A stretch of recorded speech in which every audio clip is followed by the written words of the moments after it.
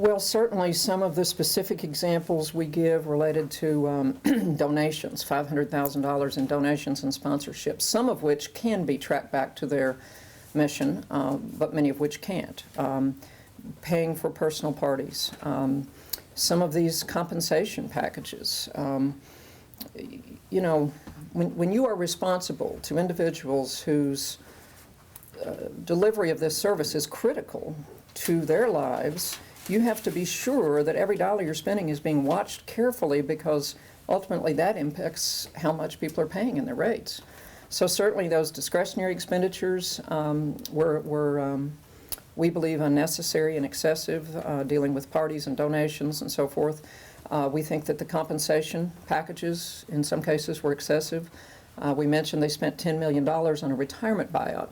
They did that to lower their costs, but they really didn't have a cost-benefit analysis to show exactly how that would ultimately lower their cost, and they had the ability to change their staffing levels without a buyout plan.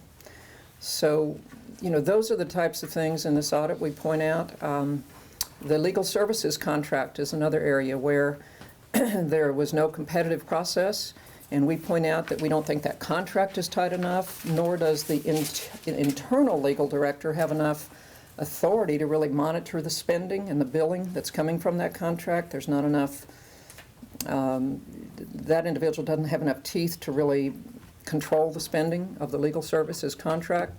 So it's difficult to determine if too much money has been spent on legal services.